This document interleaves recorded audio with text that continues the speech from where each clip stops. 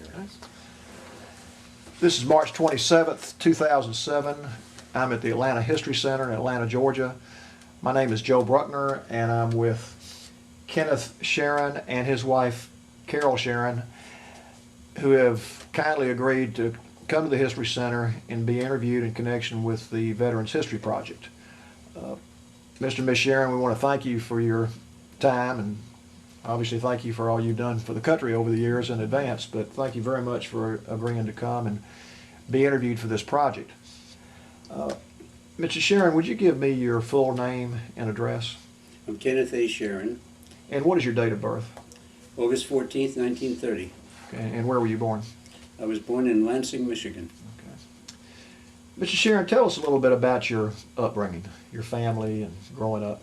All right. Of course, I was born at the worst part of the Depression, August 1930, and my family lived in Grand Rapids, Michigan. My mother and dad went to school with President Gerald Ford, classmates, and my dad, during the Depression, worked for the A&P company as a teenager, 19 years old. My mother and dad were married very young, as teenagers, and living in Lansing during that period that he was working there. But the Depression was so bad, there was very little work in Michigan at that time, and my grandmother, who, by the way, lived to 100, again, there's a story connected with President Ford on that one as well, coming from Grand Rapids. But my grandmother drove us to New York City in 1933, said there was work in New York City, and we landed in New York City and found work. Mother and dad both went into the restaurant business, and I lived there my entire teenage, through teenage years, went to New York University, and entered the Navy from that position in Sunnyside, Long Island, New York City. So the experiences during the Depression and everything were all part of my childhood and part of our family life as well. My grandmother, Pearl Hogan, from Grand Rapids, Michigan, went on to live to just about 100 years of age. When did you enter the Navy? I entered the Navy in 1953. Having graduated from NYU in February, I had a deferment for a few months to finish my graduation. I enlisted in the Marine Corps, by the way. That's not part of a long story, but enlisted in the Marine Corps because my brother, my older brother, was a Marine. And but in the meantime, the Navy had an ROTC program. Had a Officers Candidate School program that interested me more. And so I got a discharge from the Marine Corps in order to accept the Navy offer to go to Newport, Rhode Island, to the Officers Candidate School, which I did in March of 1953. And that began my Navy. That began upon graduation from Officers Candidate School in Newport. Began my active Navy career. So you say your older brother had been in the military also, so you... Yes, and he stayed in for 28 years and retired as a lieutenant colonel, having gone in as a 17-year-old enlistee in the Marine Corps during the war, of course. Stayed in for 28 years, retired as a lieutenant colonel. Being born in 1930, so you were about 10, 11 years old when Pearl Harbor was bombed. Yes. 11 years old. Yes. Do you remember that? Oh, I'll never forget it. Never forget it. I have a most unusual story about that day. Tell us about that. My father was a football player in Grand Rapids, Michigan at South High School. Had scholarship offers to the University of Michigan, but married my mother as a teenager and moved to New York City, as I mentioned previously. He was a rabid New York Giant football fan. Held season tickets for my whole life. I don't ever remember him not holding season tickets to the Giants. So we were there at the Giant Stadium on that day during the game. In the third quarter of the football game, they made an announcement. By the way, accompanying us was a good friend of my father, Leroy Jacob, a very well-known photographer. He's in the Hall of Fame and extremely well-known sports photographer. Daily News. But New York Daily News. He was for the New York Daily News. Leroy Jacob was with us in that football game, and the first thing you know, he was called out. Mr. Jacob, please call the Daily News immediately. Mr. So-and-so, please call your newspaper immediately. And this started to happen on a regular basis, so something was happening, we knew that.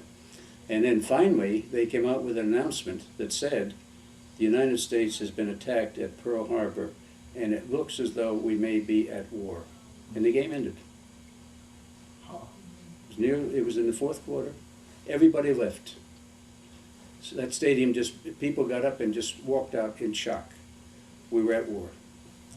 And I remember on the getting into the car, we had to drive over the Triborough Bridge to get to Queens, where we lived at that time.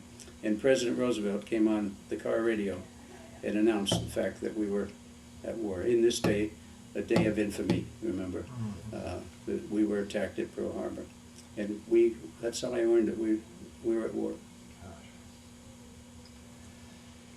Well, now you described going into the Navy. Tell us a little bit about your training and what you trained for, and any experiences you'd like to share about your training. All right. Of course, Officers Candidate School at that time was a not 90-day wonder, but 120-day wonder. And we were enlisted men, of course, during that training period. And we had all the disciplines of enlisted men, wore enlisted men's uniform. And aggressive classroom training. It was much more intense than university by a long shot. 8 hours a day in classroom, one class or another, learning all the skills you needed to have, including leadership training, of course, and even down to quartermaster training and some navigational training and things of that type that prepared you to be able to wear the uniform. Graduation came, and you were awaiting your orders, of course, during that period of time. Where was I going next? And that goes on to the next story. But the period during the officers training school was extraordinary, because when you think about it, you take a kid from the streets of New York City, sure, 4 years of university matured me to a certain degree, but nothing to prepare me for what was coming next.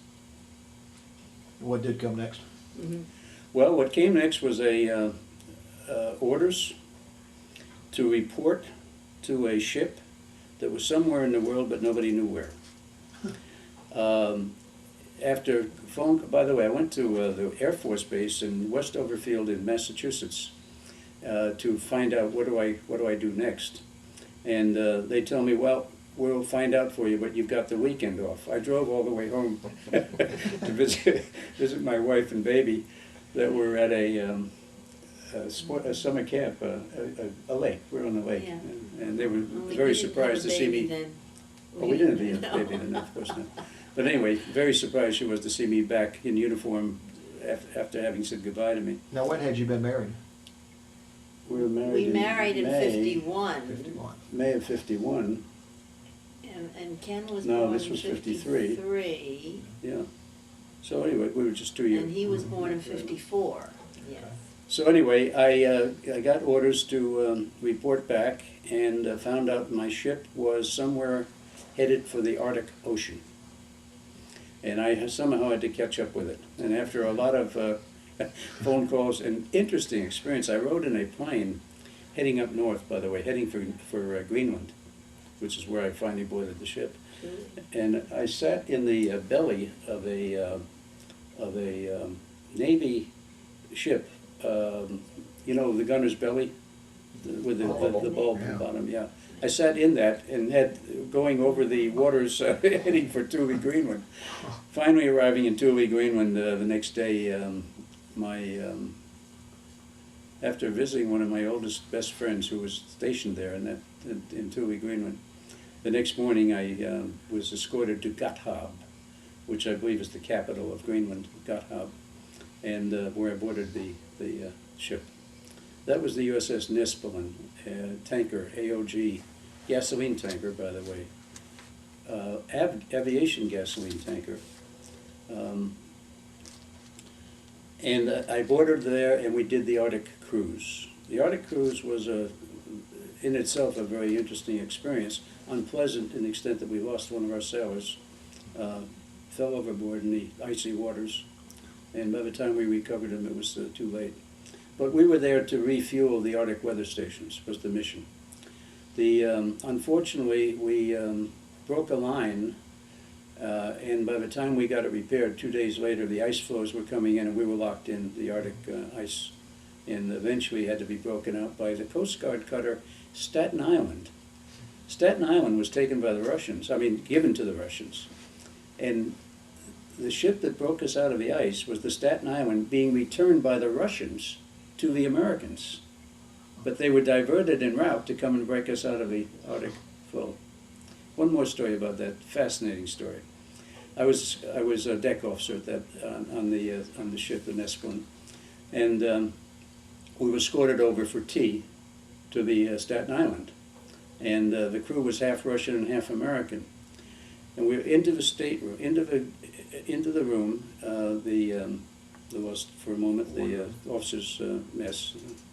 What is it? Wardroom. The wardroom, into the wardroom, and we're having coffee, and I was served coffee by a colored. I lost the skill. Steward. I call it steward. And there, now, 50 years later, I was at a Navy reunion of these ships in Florida. And this chief petty officer, handsome guy, gold, up and down the arm, kept looking at me and staring at me like this. And finally I went over to him and said, "Chief, do we know each other?" And he said, "We sure do. USS Nespelen in the Arctic Sea 50 years ago." That's a compliment to you. He You haven't changed. recognized me. Unbelievable. Because this was a different class of ship. This was the Aggers that were on at that time. Different class entirely. He picked me out and recognized me from 50-year experience in the Arctic Ocean all those years earlier. A memorable So that was the experience, the most interesting experience on that ship. The Arctic experience was, we did other cruises. We did Mediterranean, we did Caribbean. I did a European Mediterranean cruise on that tanker as well. Now, what was happening in the world at that time as far as the Korean War?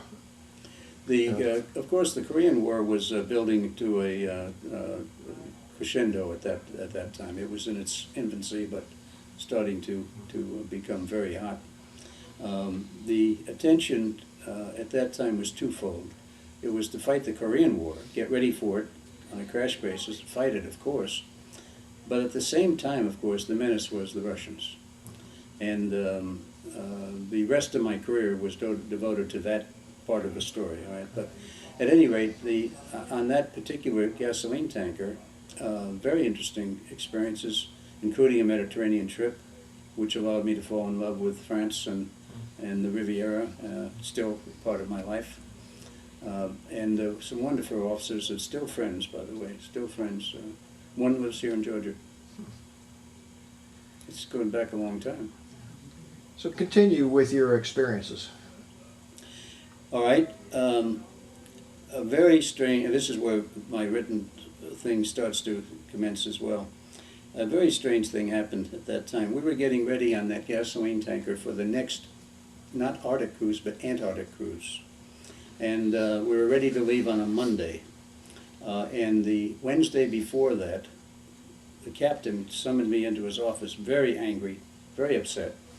And he said, "You're not going to believe this." And I said, "What, Captain?" He said, "You're being transferred to a tug." I said, "What?" "You're being transferred to a yard tug, a tugboat in the yard, just when we're ready to leave on the ship." And he was very, very upset, very angry. But anyway, that was my orders to report to this thing called a YAGR, Y being a designator for yard craft, which he assumed was a tugboat. So I packed my bag and said goodbye to my friends there on the USS Nespelen, good friends to this day, by the way, several of them, and went to look for this new ship somewhere in the Navy shipyard in Virginia, Norfolk, next to Norfolk. Little Creek. Portsmouth. And went to look for the ship. No record of the ship. Nobody heard of it. Nobody knew what it was. No way to find out what this ship was. So I'm there with my transfer orders to this YAGR, whatever it is, and nowhere to go. Finally, they escorted me into a very senior naval officer's office, who looked at my orders again, and he said, "Well, I know where you're going." It turned out this was a secret. It was a brand new class of ship to be designated, still labeled secret. And so nobody was talking about it, nobody knew what it was, it didn't exist at that time. But I was assigned to the pre-commissioning crew of the first ocean radar station vessel. New class of ships designed specifically for one purpose: crash into production as many as you could possibly get done, as quickly as possible, in order to provide an air defense radar system defense, both east and west coast, as quickly as you could possibly do it. That was the mission. I was the second officer assigned to that ship. The first one was then Lieutenant Thomas Patterson, a former merchant marine officer, called into the Navy, of course, during the crisis, and now assigned as executive officer of the first of these ocean radar station vessels. Do you have a picture of that Still ship? secret. I do have a picture of that ship. Could you hold that up so we could get a... Now, this is not a great picture, I'm sorry. Ken's painting, Well, why don't you hold this up so they... this is the first, Okay, that's good. He's got a look. first of this class of ship. Okay. Now, you should recognize that that is a Liberty ship, one of the 2,758 of these built by Henry Kaiser initially and in other shipyards, crashed in production in order to provide a way to transfer troops from the U.S. to Europe during the war. Crashed in by ordered by President Roosevelt, built by Henry Kaiser initially, and rushed into production to move troops from the U.S. to Europe. We had no other way to move the troops. However, this ship had never been used by the U.S. Navy before this time. This was the first one taking a Liberty ship out of mothballs, converting it to use as an ocean radar station vessel because of the urgency of the need to get radar on the East Coast, on both coasts. So that was the background to the reason for the ship and its purpose and mission. And what was your role on the ship? What were your duties? I was assigned initially as first lieutenant in charge of a deck crew on the vessel, and went through the pre-commissioning. Recall, this ship didn't really exist at that time. It had to be totally converted. The most interesting conversion was the fact that when we took the ship on the initial trials, she rolled terribly.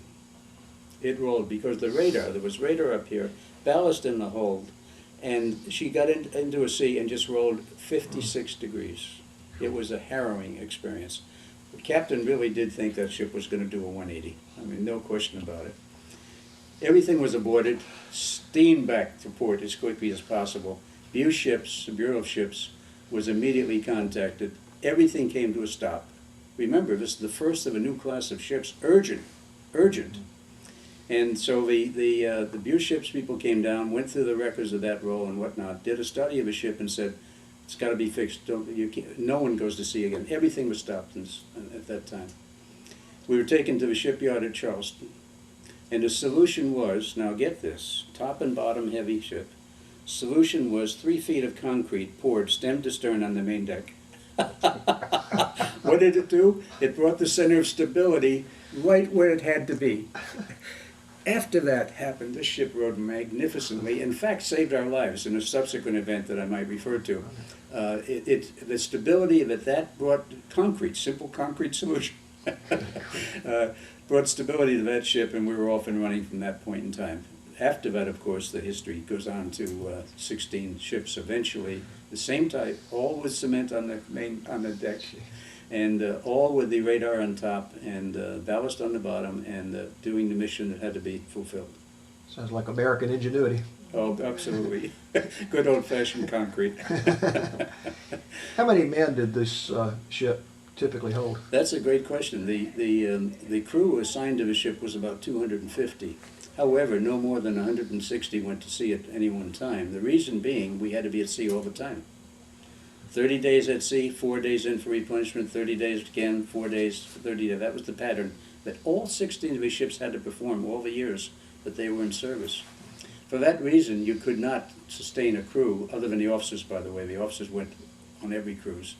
But the crew itself was actually replenished, one-third, one-third, one-third.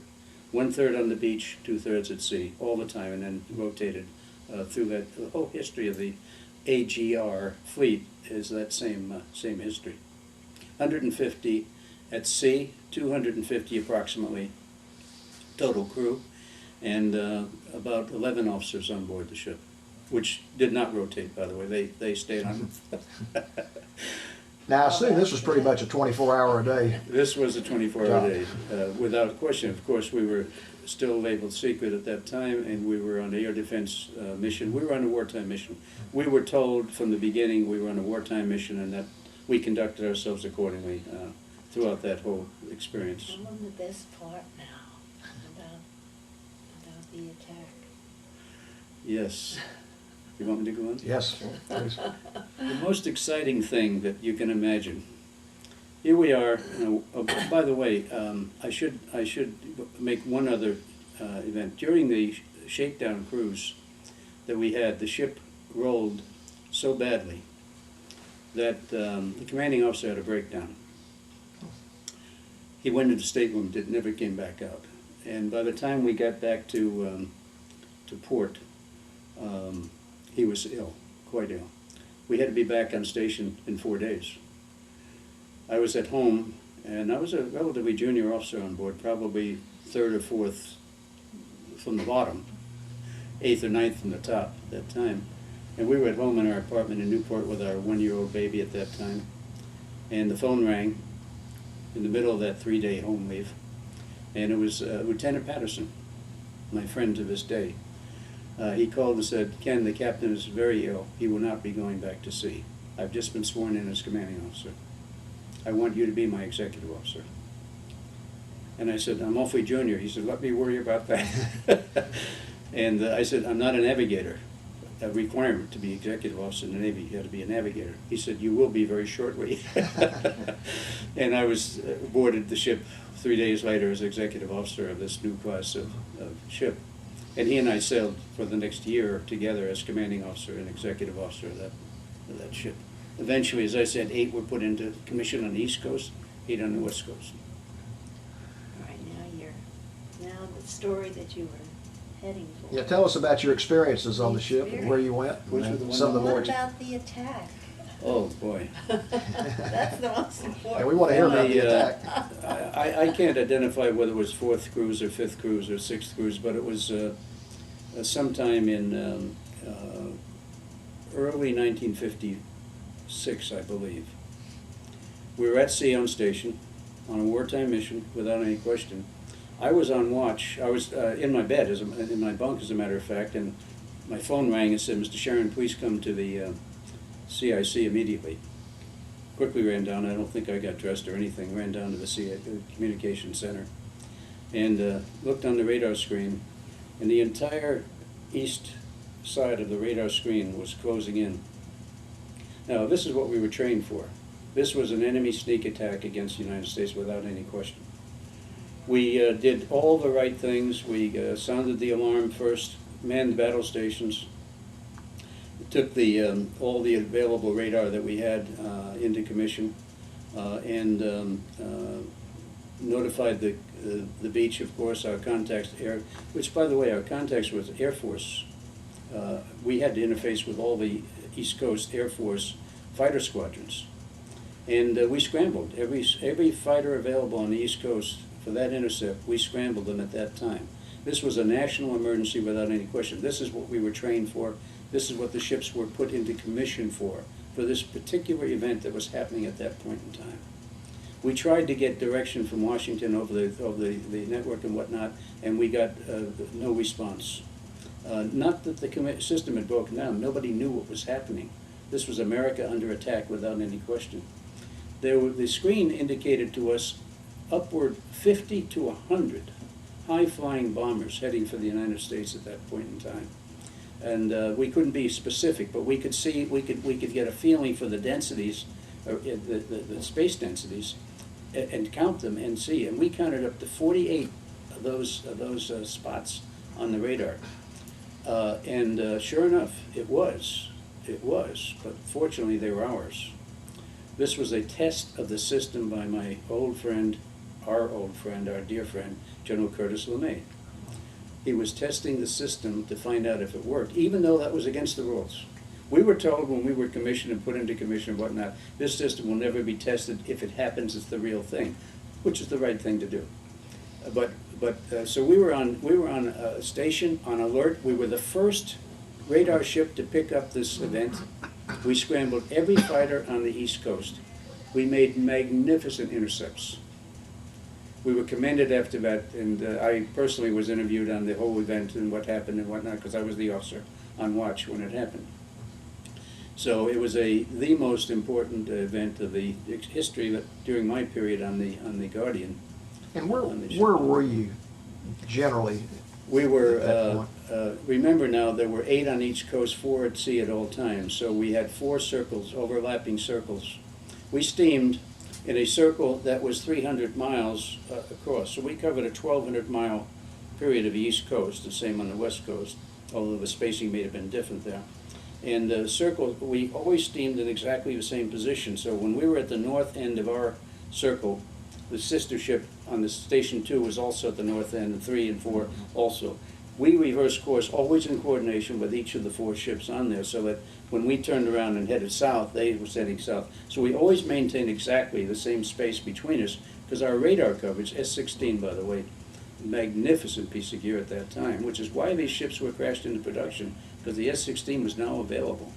So the S-16 radar provided this kind of excellent coverage. I can't exaggerate how beautifully it operated and how clear we were able to see what, not only the aircraft, but we could even get a feeling for the type of, the size of aircraft, whether it was a big one or a little one, and that sort of thing. So we had magnificent capability to perform the mission that we were there for. And that day, tested it, thanks to General LeMay. So you picked them up at 300 miles from the coast? When they were 300? Even more, 480 miles. Okay. We would, our circles would extend to pick them up at a 480-mile perimeter, and we would guide them in. We guided all those intercepts. Our air control officers took over at that point in time, and actually took control. Now remember, we had 4 of these ships in overlapping stations, so we had 4 ships now. We alerted the other ships immediately as soon as this event happened. So we had 4 radar-controlled operations officers going all together simultaneously, and each one assigned a segment, and each one handling the intercepts. Here was the this massive closure on the radar screen coming in, of course, from the east, and here was our intercepts. We could see them and control them right on in for the intercept. But they were hitting a massive number of bombers. Now, what were the safeguards to prevent one of our planes from firing on one of our other I planes? have no idea. To this day, I've wondered myself. I have no idea at all how we did that. Oh, by the way, one of the funniest parts of that was one of the intercepts that I personally was controlling was a southern fellow from Tennessee, and he broke the silence at one point and said, "You down there in the Gagger," he said, "you're not going to believe what I'm seeing here. You're just not going to believe this at all. These are our planes." One more question about that. Before you knew that it was a test, what was going through your mind? Oh, my family, of course, because my parents were, and my younger brother was New York City, my wife there, and so yeah, my mind was very much on the horror, potential horror. I, at the time, believed what I was trained to believe, that this was a real event, without any question. Wow. Well, continue on with your experiences on the ships, where you went and what you did. Well, of course, on the Guardian, it was the most repetitive and, in some sense, boring.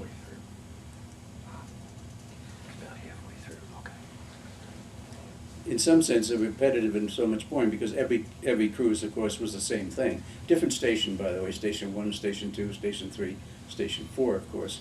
But other than that, we were trained to do one thing, and that was guard the East Coast against enemy attack. And the radar system, the radar specialists that we had, some of these are still my friends to this day.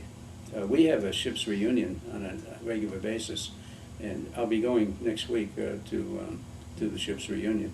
You got some pictures, I believe. That I do have some relate to pictures that. of, And we're still a close-knit group, including Admiral Patterson, of course. We're still very, very close friends. Would you show those two pictures and explain Yes, what they are? this is the most interesting one, I think.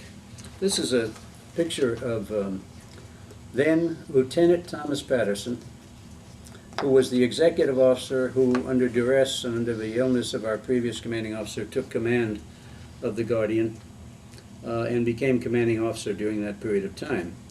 He reached down pretty low in the ranks to pick this fellow right here. That's me.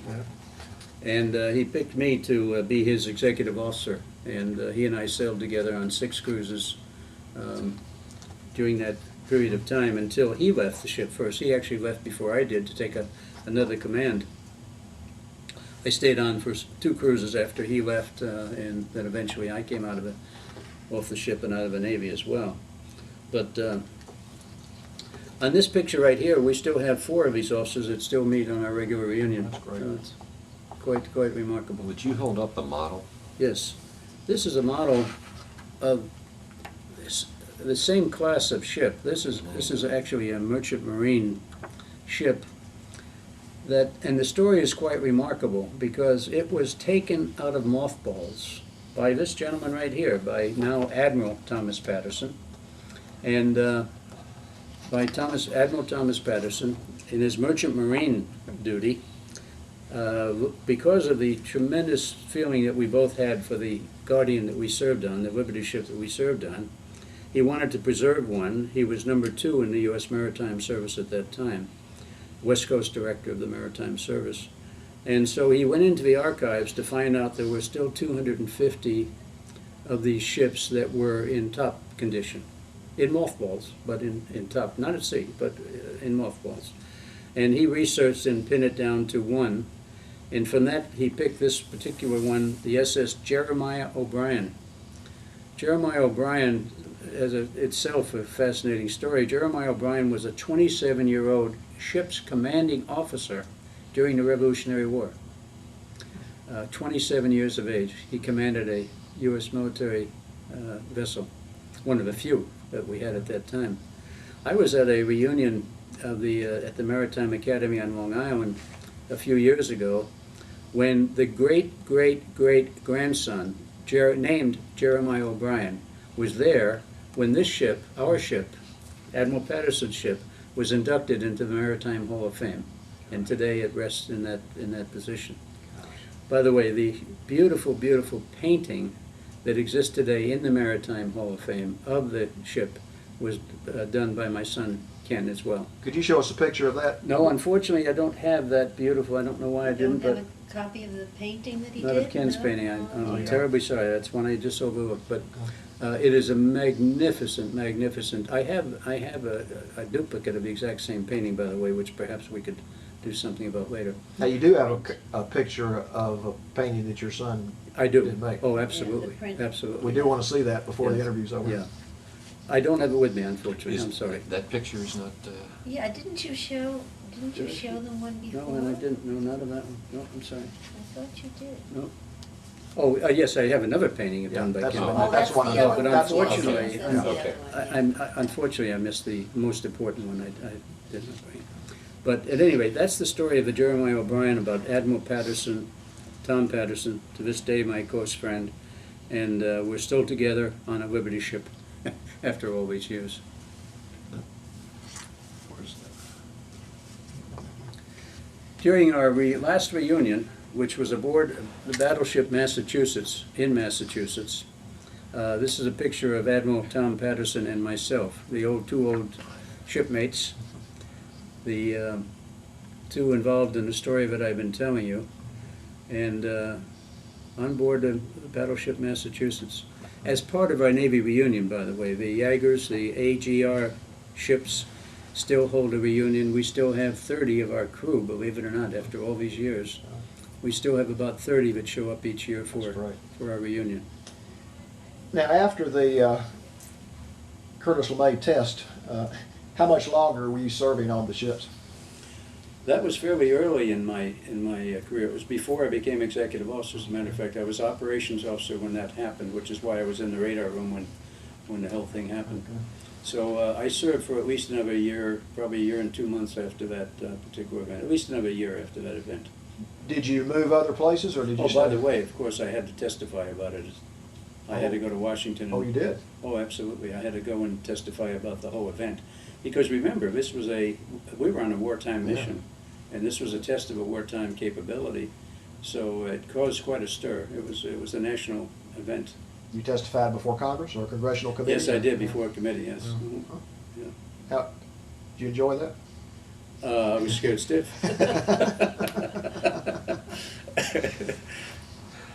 Well, tell us about that subsequent year, All right. where you went, what you did.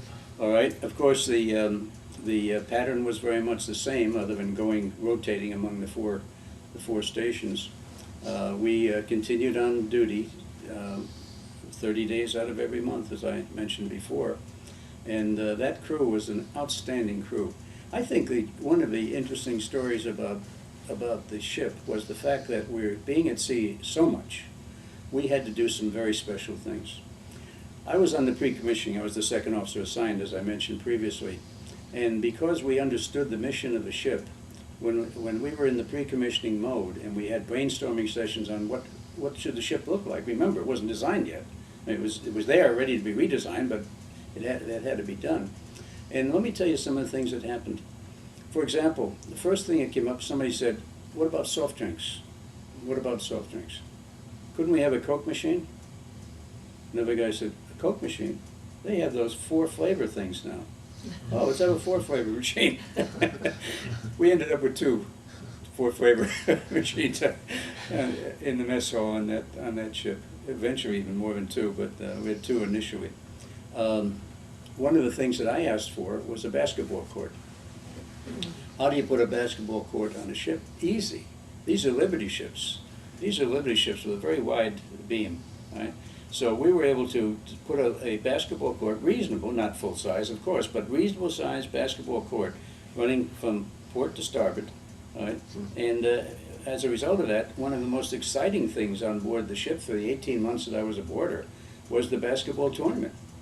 I mean, imagine, you have the radar men with a team, you have the cooks or chefs with a team, the deckhands with a team, the officers with a team. I played on the officers team. And so we had a great tournament. It created tremendous excitement and some arguing, of course, and competitiveness, of course. But it was a great addition. But we had the greatest woodworking capability you can imagine. We had every piece of woodworking equipment on that ship you can possibly imagine. So we had that, we had chess tournaments, now remember, at sea all the time, what do you do when you're not on watch? And you're not sleeping?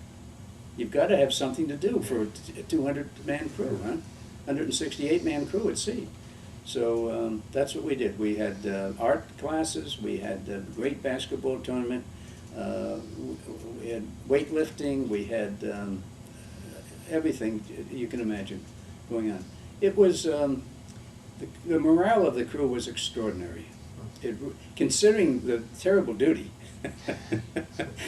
watching a radar screen 8 hours every day and not much else to do, because of the things that we put onto that ship, the morale of the crew was outstanding. Tom Patterson, Admiral Patterson would tell you today, he does say it all the time. It was the greatest crew he ever sailed with, and the greatest morale experience that he had ever experienced in all his years, 40, 50, 60 years now in the military. Did you go into the Mediterranean? Yes, but not on this ship. Not on this I ship. took a Mediterranean cruise on the tanker, the oil tanker that I was on prior to going to this. Okay. No, these ships were crashed into production to do what Just I mentioned, that, the radar station picket line duty. So you were, basically the next year, you were there doing exactly the role Yeah, that I you was described. executive. I became executive officer, as I Okay. mentioned, and so I had, duties were different. Okay. But no, I never missed a cruise. Did you ever have any other incidents while you were serving on this ship that you Yes. thought might be serious? Or? Yes, we did. One time while on station, after I became executive officer, we lost engines. We had one main engine. We lost the engine capability. And we were on station number 3 at that time, which was probably off north of Virginia, I would think. and lost power, and a storm. We were in the middle of a terrible storm, which I assume is why we lost the power. And we drifted. And we literally bounced off Bermuda. That's where we came to a stop. After floundering badly. Remember, these ships, again, with the radar and everything, were not under power. They were stable. But without power, of course, we were in desperate straits. So she struggled badly and rolled terribly during that period of time. Now, I should correct one thing, please. It was at that event that the captain broke down, the original captain. Okay. It was that event that caused his breakdown at sea, and he never really recovered from that. Now, after you moved from this ship to your next ship, where did you go?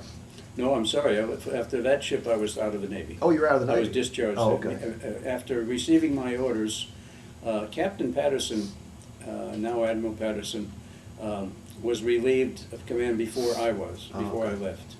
And I sailed under a second, which happens to be this officer right here, Lieutenant Commander Dyer. Notice Lieutenant Commander as opposed to Lieutenant, because Lieutenant Patterson was crashed into duty as a result of the illness of the previous commanding officer.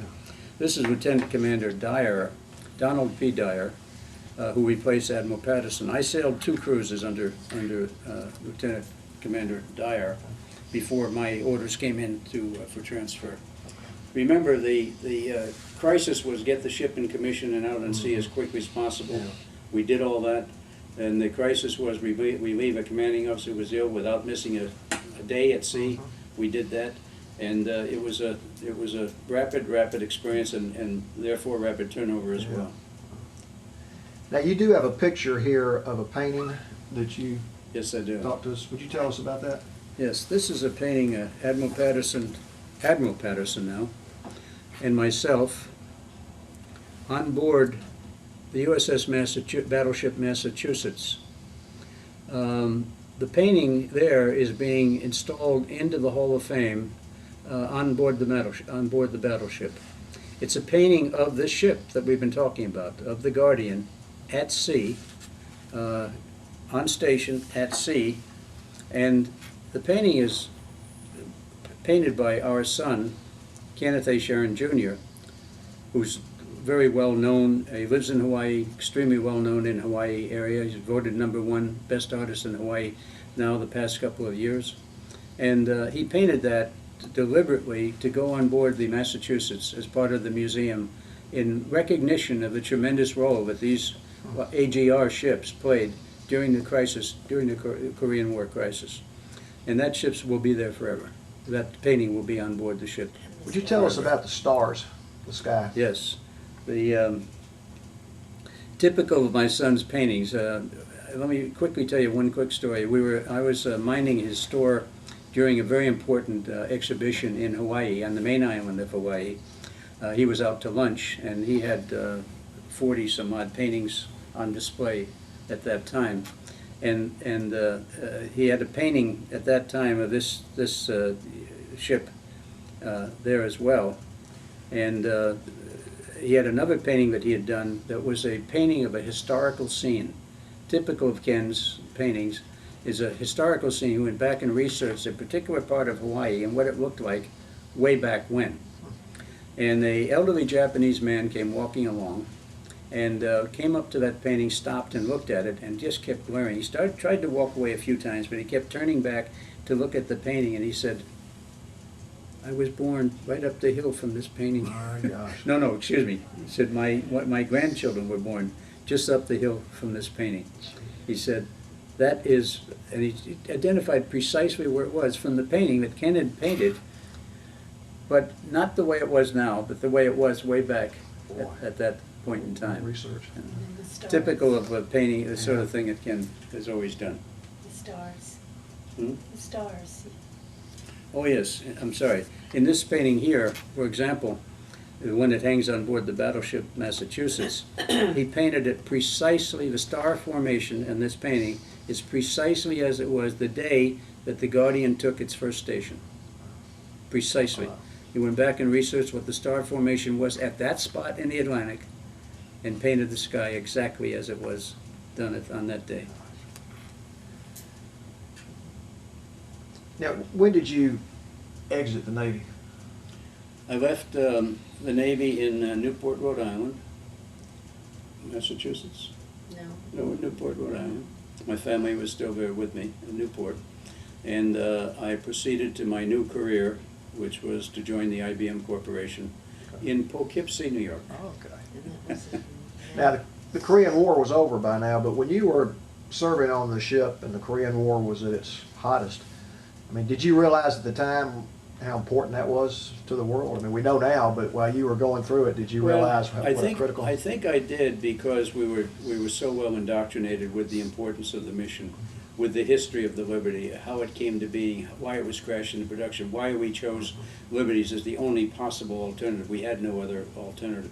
These ships had to be put in commission and on station post haste. I mean, there was no delay possible.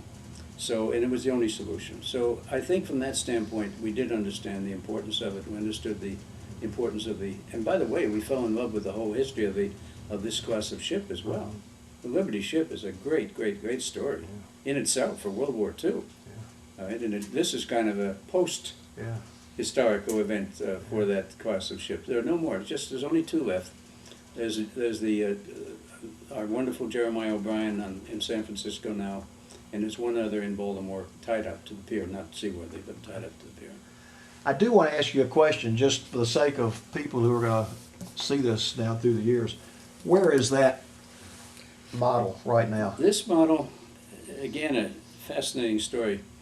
The Jeremiah O'Brien has a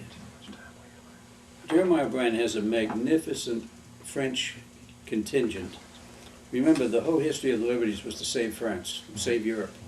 And because of that, there's a tremendous warmth in France for this class of ship. Everyone remembers the role of the Liberty ships. Many people still alive saw Liberty ships. Admiral Patterson sailed this particular ship, the Guardian, the Jeremiah O'Brien, in 1994. He sailed it over there for the 60th anniversary of D-Day. He personally sailed it over there with a all-volunteer crew in order to bring back the memory of the Liberty ships. And the Jeremiah O'Brien was the first Liberty ship to be embarked in the European theater, the very first. So the historical connection there is very strong. We have to this day, we have over 100 French members of the Jeremiah O'Brien. Many of them come every year. In a few weeks' time, I will be out there again for a very special commemorative sailing on the ship, and the French contingent will be there en masse. Why? Unfortunately, Admiral Patterson's wife just passed away. It's a memorial cruise in her honor. So the French contingent will be there full force. and tell them about the French admiral, the 5-star. Yes, yes. Our the picture that I showed you on the French Museum, the Jeremiah O'Brien, has created a very, very strong relationship with our French connection and with the museum in Normandy, and where the model of Jeremiah O'Brien is very prominently displayed. Magnificent model, built by the French, by the way. Volunteer crew of French came with me. I brought them back with me, and on my visit there, and they went on to build this magnificent model. Part of it in France, and had it airshipped over. The rest assembled on board the Jeremiah O'Brien of the entire Normandy coastline. And the Jeremiah O'Brien prominently displayed there, showing the landing barges from the O'Brien, bringing the troops into the beachhead during the invasion. Magnificent, magnificent display on board the Jeremiah O'Brien in San Francisco. Anybody who can possibly see it, it's worth seeing. But the connection with the French is a very, very powerful one. And the head of those museums in France, these memorial museums that exist in Normandy, is a French admiral, Rear Admiral de la Perrière, 5-star French admiral. I believe, I'm not 100% certain, but I believe the only remaining 5-star French Army admiral. And he heads all of those Normandy museums. And it was he that I went to and presented the painting, Ken's painting of the Jeremiah O'Brien, and it's installed there in Normandy during the museum. I should also mention to you that another great friend of mine and great person, Jacques Maison Rouge, former chairman of the board of IBM World Trade Corporation for 28 years, was with me during that visit. I served with Mr. Maison Rouge, of course, in IBM Europe for a 12-year period. We've been friends ever since. He's a former member of the French government and extremely well-known. Chevalier of the French Legion of Honor. He's a holder of the Chevalier d'Honneur as well, by the way, for his contributions to world peace and world activities. A wonderful, wonderful man, and a great friend of Jeremiah O'Brien, by the way, big contributor and active supporter in France. Works for us in the French, on the French side, the French contingent. And he and the Admiral. He and the Admiral. At the luncheon we arranged, Jacques Maison Rouge was coming from Paris, and unfortunately he hit a manifestation, a protest movement halfway between Paris and Normandy, intentionally blocking Normandy, blocking traffic between Paris and Normandy deliberately.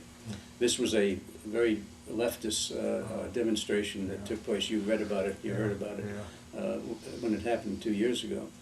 And so Jacques coming to the luncheon, this very important luncheon with the whole signing of the next 100-year agreement between the two organizations, Jeremiah O'Brien and the French museums and whatnot. And he was coming at my request, a special friend of mine, but he got there just in time for the luncheon. He missed the ceremony, he missed the lead up to it and whatnot, but he got there fortunately just in time for the luncheon. He and Admiral de la Perrière sat face to face, of course. The two most important people in my life, perhaps, and Admiral Patterson being the third. And but Admiral Patterson couldn't be there. His wife was very ill at that time. She's passed away since. But anyway, the two of them sat there and they talked and talked and talked. They got along famously. Oddly enough, they had never met. Jacques Maison Rouge, a very famous guy in France. He knew well of Admiral de la Perrière, of course. Admiral de la Perrière knew very well about Jacques Maison Rouge, but they had never met personally. So for 1 hour, they just went on and on and on, and had a wonderful, wonderful time. So it made the whole thing worthwhile. Well, you've had a fascinating life. Still going, yeah. Still going. You got a lot more to go. Yeah. We By the still way, I got will be going over. I'll be heading the contingent to going over very soon. May. Pardon me? In May. In May, Admiral de la Perrière will be our host again, as he is, and Admiral Patterson will be accompanying me. Great. And it's the first time since the '94 landing, since the '94 return of the Jeremiah O'Brien, because of his wife's illness, that he's been able to get. He's asked me to go before that time as a representative, but he will be with me in this next visit, so it'll be a grand reunion. Jacques Maison Rouge from IBM will be there as well. Admiral de la Perrière, our whole French top contingent, and I'll be there as well. Well, I can't thank you enough for coming here, and I want to ask you before we finish if you have anything else you'd like to say, or Miss Sharon, or Tony, anything you want to ask, because this has been a fascinating story. We could probably do it for another 4 hours and still be interesting, but if there's anything else you'd like to say. I have one reminding me. story. Yeah, Okay. I have one story that I think it took place when you were on the oil tanker. When we had our newborn baby, and I was going out to the ship that was where in Newport. In Newport, Rhode Island. Newport, or was it Norfolk, Virginia? No, it was Newport, Rhode okay. Island. And it was at night, and I don't know why we were going out there at night. It was for a special And it was a dinner. rough sea, and we got off this little dinghy kind of thing. Motor whale boat. Motor Motor whale whale boat. Onto some kind of a dock that was just kind of No, moving. the ladder, let me explain. From the ship being, the main deck being way up here, they have a boarding ladder Yes. coming on down. Yes, And the boarding and a ladder at the bottom platform. has a little platform with holes in it, of course. Yes. And here I am with my newborn baby. and we're going to try to get onto this ship. Seas were. And the sea is The very motor rough. wheel was bouncing up and down. And I'm transferring my baby over to this young sailor who is on the platform, and the sea is, unfortunately. The young sailor never I think of recovered it now, either. and I think to myself, how could I ever have done such a thing? I can't believe it. But anyway, this is the artist we were talking about. Yeah. He managed to survive, and It obviously did not hurt him. no, it didn't hurt him at all. And I don't once think he you- remembers a thing. When you were on the ship, once you were aboard, did the movement bother you? No, it didn't. My husband was the one that used to get seasick, not me. And when he went on his first ship, I guess you did have a few problems, but It no. took me a while to adjust. I don't have motion sickness at all. Yeah, no, she doesn't. But anyway, that stays in my mind, that passing my baby Oh. over to this. Well, you know, since you young mentioned that, sailor. you did bring a picture that I thought was interesting. And you talked about your ship rolling and one of the engines going out and your situation. Show that picture and describe what it is and what kind of damage these waves can do. During the terrible storm when the first commanding officer became ill, the ship rolled 56 degrees, which is a terrible, terrible situation. We were beaten so badly that it's just hard to imagine how we survived. This is a picture of the impact of one of those waves on the motor whaleboat that we use for transport back and forth to the beach. And that's just an example of how severe. It's hard to imagine that a wave, water, could possibly create that sort of damage, but that's just one example. There was many, many others of what happened during that storm. Well, I want to thank you on my behalf, Tony's behalf, and the History Center and the Library of Congress for, number one, coming here, but more than that, what you did for the country during the Korean War. And that was important. Without those ships, no telling what the Russians would have That's tried. right. So we really appreciate the sacrifices you made and